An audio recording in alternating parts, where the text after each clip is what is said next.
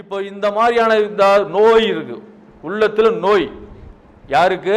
இந்த கூலி வாங்கணும்னு சொல்றாங்க அவங்க அத்தனை பேர்த்துக்குமே உள்ளத்துல நோய் இருக்கு. என்ன சொல்லுவாங்க கேட்டீங்கன்னா, அப்போ ஜகாத் வசூல் பண்ண அவங்க முறையான ஆதாரங்கள் எதுவுமே கிடையாது. நேரடி நபி ஸல்லல்லாஹு அலைஹி வஸல்லம் காலத்துல வாங்கப்படல, மார்க்கத்து கூலி வாங்கப்படல, கொடுக்கப்படலைங்கிறது தெளிவான விஷயம். ஆனா இவங்க மார்க்கத்தை வளைச்சி திரிச்சு மறைச்சி என்னென்ன பண்ணமோ அத்தனையும் பண்ணி ஆதாரங்கிற பேர்ல என்னென்னமோ சொல்றாங்க. அதுல ஒரு ஆதாரம் அவங்க என்ன சொல்றாங்கன்னா, ஜகாத் வசூல் பண்றது இபாதத் தானே, ஜகாத் வசூல் பண்றது இபாதத் அப்படிங்கும்போது அந்த இபாதத்துக்கு கூலி வாங்குறாங்கல்ல, ஜகாத் வசூல் பண்றவருக்கு நம்ம கூலி கொடுக்கலாம், 1% கொடுக்கலாம். அப்படிங்கும் போது இது ஒரு இபாதத். இப்படி கேள்விகள் எப்படி வருது? இது அல்லாஹ்வே சொல்றான் வாங்குன்னு, அல்லாஹ்வே சொல்லக்கூடிய விஷயத்த அல்லாஹ் வாங்க சொன்ன ஒரு விஷயத்தை வாங்குறதும் அல்லாஹ் தடை செஞ்ச விஷயம் தடைன்னு சொல்றது டிஃபரெண்ட் இருக்கா இல்லையா? உதாரணம், அல்லாஹ் ஆட்டுக்கறி சாப்பிட அனுமதி கொடுத்துருக்கான், அல்லாஹ் ஆட்டுக்கறி அனுமதி கொடுத்தாலும் பன்னிக்கறி சாப்பிடுவேன் அப்படின்னு சொல்லக்கூடிய கூட்டமா இருக்குது. அல்லாஹ் ஆட்டுக்கறி சாப்பிட சொல்லி அனுமதி கொடுத்துருக்கான், ஆட்டுக்கறி சாப்பிட்டதுனால நான் பன்னிக்கறியும் சேர்த்து சாப்பிடுவேன் அப்படின்னா பன்னிக்கறிக்கு அல்லாஹ் தடை போட்டிருக்கான். அது மாதிரி கூலி வாங்கவும் அல்லாஹ் தடை போட்டிருக்கான், அல்லாஹ்வுடைய தூதர் தடை போட்டிருக்கிறாங்க.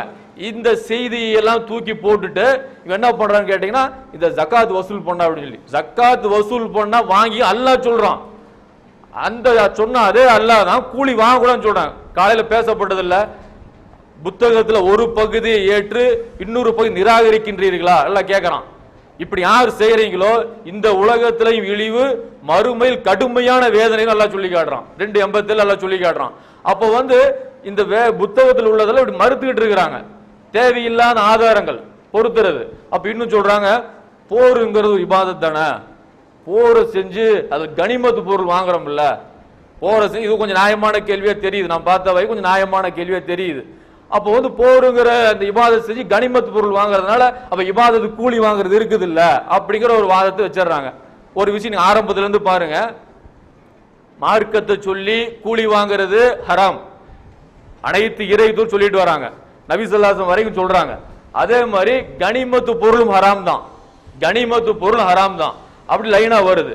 இதை பத்தி நபி ஸல்லல்லாஹு அலைஹி வஸல்லம் சொல்றாங்க, அல்லாஹ் நம்மளுடைய பலவீனத்தையும் இயலாதத்தனத்தையும் பார்த்து கனிமத்து பொருள் ஹலால் ஆக்கிட்டான், ஹலால் ஆக்கிட்டு ரசூலுல்லாஹ் சொல்லி காட்டுறாங்க.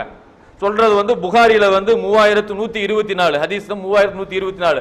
அல்லாஹ் நமது பலவீனத்தையும் இயலாதத்தனத்தையும் பார்த்து கனிமத்து பொருள் ஹலால் ஆக்கிட்டான். அப்ப ஹராமா தான் இருந்துச்சு, ஹராமா இருந்த ஒரு விஷயம் தான் அல்லாஹ்வுடைய தூதர் ஹலால் ஆக்குறாங்க. அதே மாதிரி பாருங்க, போரில் கிடைக்கும் பொருள் அனுமதி ரசூலுல்லாஹ் சொல்றாங்க, 5 சிறப்புகள் வேற எந்த இறை தூதரும் கொடுக்கப்படல. 5 சிறப்புகளை ரசூலுல்லாஹ் சொல்றாங்க. அதுல ஒண்ணு சொல்றாங்க, கனிமத்து பொருள் எனக்கு அனுமதிக்கப்பட்டிருக்குது, இங்க ஹலால், ஹராம்ல இருந்து ஹலால் ஆகுது. அப்ப இது முஸ்லிம்ல 905. இதோட ஆயத்துல அல்லாஹ் சொல்றான் 8:69 அல்லாஹ் சொல்லும் போது, போர்க்களத்தில் எதிரிகளிடம் கைப்பற்றப்பட்ட கனிமத்து பொருள், அதாவது தூய்மையான பொருள், அதை சாப்பிடுங்க அப்படிங்கிறான், அனுமதிக்கப்பட்ட பொருள் சாப்பிடுங்க அப்படிங்கிறான். ஹராமான நிலையில இருந்து அது ஹலால் ஆயிருச்சு. அப்ப அல்லாஹ்வே ஹலால்னு சொன்னதுக்கு அப்புறம் இந்த ஆதாரத்தை எதுக்கு காட்டணும்? நியாயம் மாதிரி படுது. ஆனா இவ்வளவு விஷயங்கள் இருக்குது. நபி ஸல்லல்லாஹு அலைஹி வஸல்லம் ஹலால்னு சொல்லிட்டாங்க, அல்லாஹ்வும் ஹலால்னு சொன்னதுக்கு அப்புறம் அப்ப இந்த ஹராம கூட ஏன் ஜாயின் பண்ணணும்? அது பன்னிக்கறி ஆட்டுக்கறி மேட்டர் மாதிரி தான் வருது. அப்ப இந்த மாதிரி விஷயங்கள் பாத்தீங்கன்னா ஒண்ணு. இன்னொன்னு பாத்தீங்கன்னா